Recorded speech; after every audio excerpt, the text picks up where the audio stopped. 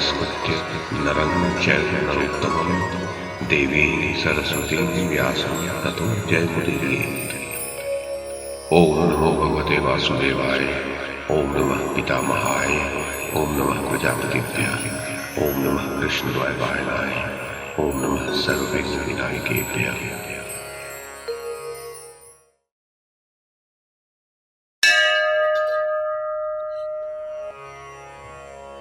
संजय कहते हैं, महाराज धृतराष्ट्र, युद्ध का अभिनंदन करने वाले अधिरथ पुत्र कर्ण की पूर्वोक्त बात सुनकर फिर शल्य ने उससे यह दृष्टांतयुक्त बात कही। सूत पुत्र, मैं युद्ध में पीठ न दिखाने वाले यज्ञपरायण मूर्धाभिषिक्त नरेशों के कुल में उत्पन्न हुआ हूँ और स्वयं भी धर्म में तत्पर रहता हूँ, किंतु वृषभ स्वरूप कर्ण जैसे कोई मदिरा से मतवाला हो गया हो, उसी प्रकार तुम भी उन्मत्त दिखाई दे रहे हो।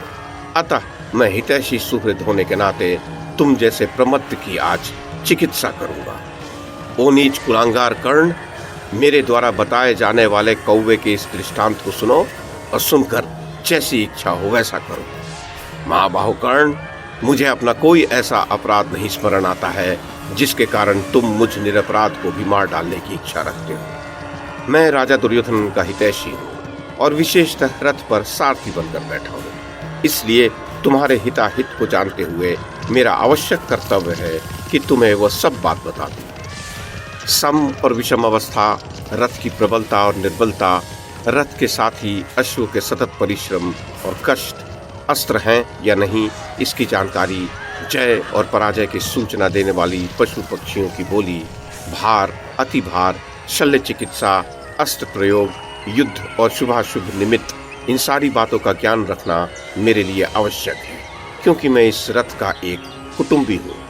कर्ण, इसलिए मैं पुनः तुमसे इस दृष्टांत का वर्णन करता हूँ। कहते हैं, समुद्र के तट पर किसी धर्म प्रधान राजा के राज्य में एक धन धान्य संपन्न वैश्य रहता था। वह यज्ञ याग आदि करने वाला, दानी, क्षमाशील, अपने कर्मों में स्थित, पवित्रात्मा और समस्त जीवों पर दया करने वाला था।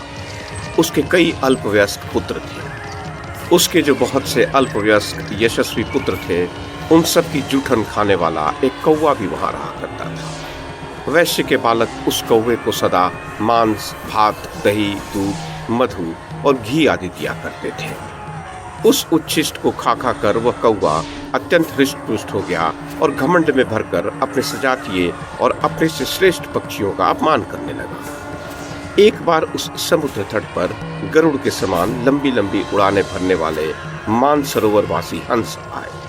तब उस घमंडी कौवे ने, जो सबसे श्रेष्ठ जान पड़ता था, उस हंस से कहा, आओ आज हमारी तुम्हारी उड़ान हो जाए।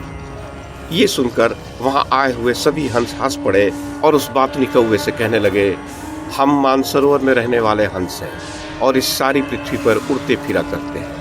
हमारी लंबी उड़ान के कारण सभी पक्षी हमारा सम्मान करते हैं। भैया, तुम तो एक कौवा ही हो ना, फिर किसी बलिष्ठ हंस को उड़ान के लिए क्यों चुनौती देते हो?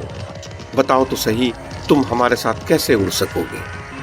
कर्ण, हंस की ये बात सुनकर कौवे ने उसे बार बार दुत्कारा और स्वयं क्षुद्र जाति का होने के कारण अपनी बड़ाई करते हुए कहने लगा, मैं 101 प्रकार की उड़ानें भर सकता हूँ। उनमें से प्रत्येक उड़ान 100 योजन की होती है और वे सभी बहुत अद्भुत और भांति भांति की होती हैं। उनमें से कुछ उड़ानों के नाम इस प्रकार हैं: उड्डीन अर्थात ऊंचा उड़ना, अवडीन अर्थात नीचा उड़ना, प्रडीन अर्थात चारों ओर उड़ना, डीन अर्थात साधारण उड़ना, निडीन अर्थात धीरे धीरे उड़ना, संडीन अर्थात ललित गति से उड़ना, तिर्यकडीन अर्थात तिरछा उड़ना, विडीन अर्थात दूसरों की चाल की नकल करते हुए उड़ना, परिडीन अर्थात सब ओर उड़ना, पराडीन अर्थात पीछे की ओर उड़ना, सुडीन अर्थात स्वर्ग की ओर उड़ना, अभिडीन अर्थात सामने की ओर उड़ना, महाडीन अर्थात बहुत वेग से उड़ना, निर्डीन परों को हिलाए बिना ही उड़ना, अतिडीन अर्थात प्रचंडता से उड़ना, संडीन डीन डीन अर्थात सुंदर गति से आरंभ करके फिर चक्कर काटकर नीचे की ओर उड़ना, संडिनोड डीन डीन अर्थात सुंदर गति से आरंभ करके फिर चक्कर काटकर ऊंचा उड़ना, डीन विडीन अर्थात एक प्रकार की उड़ान में दूसरी उड़ान दिखाना, संपात अर्थात क्षण भर सुंदरता से उड़कर फिर पंख फड़फड़ाना, समुदीश अर्थात कभी ऊपर की ओर और कभी नीचे की ओर उड़ना, और व्यतिरिक्त अर्थात किसी लक्ष्य का संकल्प करके उड़ना।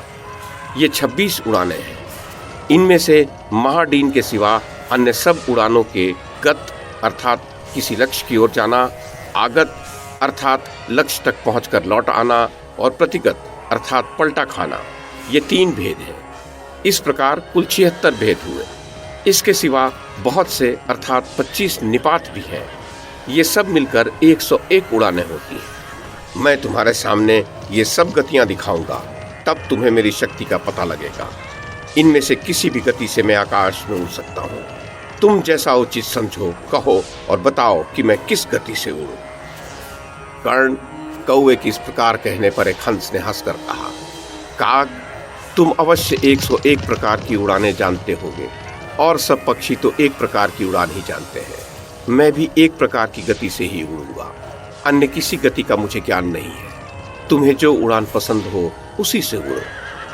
ये सुनकर वहां जो दूसरे कौवे थे वे हंस पड़े और कहने लगे, भला ये हंस एक ही उड़ान से 100 प्रकार की उड़ानों को कैसे जीत सकेगा।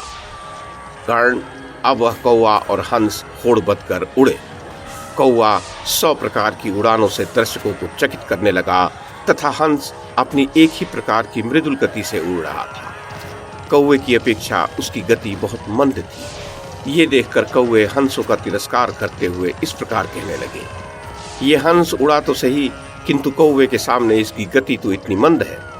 महाबाहु कर्ण, ये सुनकर हंस ने उत्तरोत्तर वेग बढ़ाते हुए पश्चिम की ओर समुद्र के ऊपर उड़ान लगाई। उस यात्रा में कौवा उड़ते उड़ते थक गया। उसे विश्राम लेने के लिए कहीं कोई टापू या वृक्ष दिखाई नहीं दे रहा था। इससे उसे बड़ा भय हुआ और वो सोचने लगा कि मैं थक कर कहीं इस समुद्र में ही तो न गिर पड़ूंगा। अंत में वह अत्यंत श्रमित होकर हंस के पास आया। उसकी ऐसी गिरी हुई अवस्था देखकर हंस ने सत्पुरुषों के व्रत का स्मरण करते हुए उसे बचा लेने के विचार से कहा, क्यों जी, तुमने अपनी अनेक प्रकार की उड़ानों का बखान किया, परंतु उनका वर्णन करते समय अपनी इस गुह्य गति का उल्लेख नहीं किया। भला इस समय तुम किस उड़ान से उड़ रहे हो, जो बार बार तुम्हारी चोंच और डैने जल से लग जाते हैं। कर्ण तब उस कौवे ने हंस से कहा, भाई हंस, हम तो कौवे हैं, व्यर्थ कांव कांव किया करते हैं। मैं अपने प्राण तुम्हें सौंपता हूँ, तुम मुझे किसी प्रकार इस जल के तीर तक ले चलो। ऐसा कहकर वह अपनी चोंच और डैनों से जल को स्पर्श करते हुए समुद्र में गिर पड़ा। ये देखकर हंस ने कहा, काक, तुम तो बड़ी शेखी बघारते हुए कह रहे थे कि मैं 101 प्रकार की उड़ानें जानता हूँ, फिर इस समय इस प्रकार थक कर गिर क्यों रहे हो। राधा पुत्र, इस पर कौवे ने दुख से पीड़ित होकर कहा, हंस, मैं जूठन खा खा कर ऐसा घमंडी हो गया था कि अपने को साक्षात गरुड़ के समान समझने लगा था। इसी से मैंने अनेक कौवों तथा दूसरे पक्षियों का भी बहुत अपमान किया, किंतु अब मैं तुम्हारी शरण हूँ, तुम मुझे किसी टापू के तट पर पहुंचा दो। भैया, यदि मैं जीता जागता फिर अपने देश में पहुंच गया तो किसी का निरादर नहीं करूंगा। अब किसी प्रकार तुम मुझे इस आपत्ति से उबार लो। इस प्रकार दीन वचन कहकर वह अचेत सा होकर विलाप करने लगा। उसे कांव कांव करते और समुद्र में डूबते देखकर हंस को दया आ गई और उसने उसे पंजों से पकड़कर धीरे से अपनी पीठ पर चढ़ा लिया। फिर वह उसी स्थान पर आ गया जहां से कि शर्त लगाकर वे उड़े थे।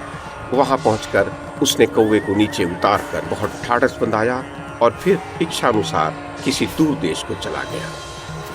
कर्ण इस प्रकार उच्छिष्ट से पुष्ट हुआ वह कौवा अपने बल और वीर का घमंड भूलकर शांत हो गया। दुष्टात्मा कर्ण, जैसे पूर्व काल में वह कौवा वैश्यों का जूठन खाता था, उसी प्रकार तुम्हें भी धृतराष्ट्र के पुत्रों ने अपनी जूठन खिला खिला कर पाला है। इसी से तुम अपने समकक्ष और अपनी अपेक्षा श्रेष्ठ पुरुषों का भी अपमान करते हो।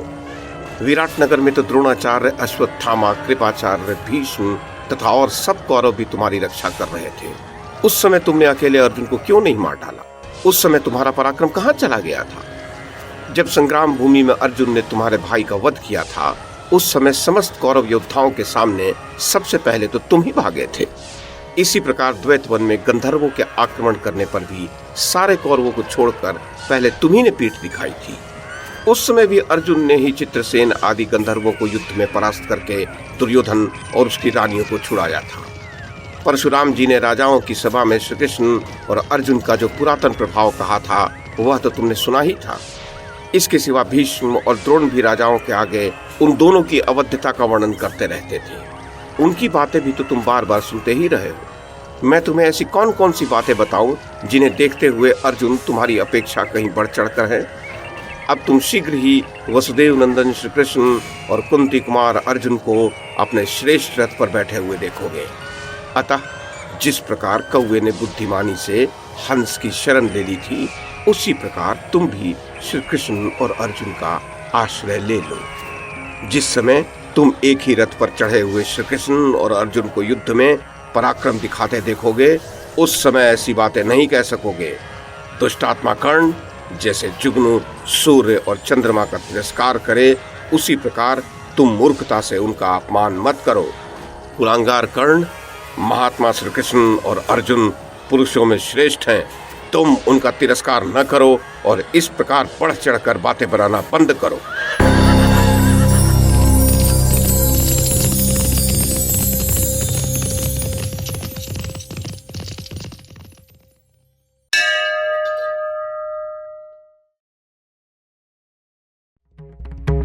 YouTube के माध्यम से महाभारत की कथा को एक श्रृंखला के रूप में प्रस्तुत करने का हमारा ये प्रयास यदि आपको सराहनीय लगा हो तो कृपया इस कड़ी को लाइक और शेयर करें, चैनल को सब्सक्राइब करें और बेल आइकन को दबाएं। साथ में अन्य लोगों को भी देखने के लिए प्रेरित करें। धन्यवाद और नमस्कार।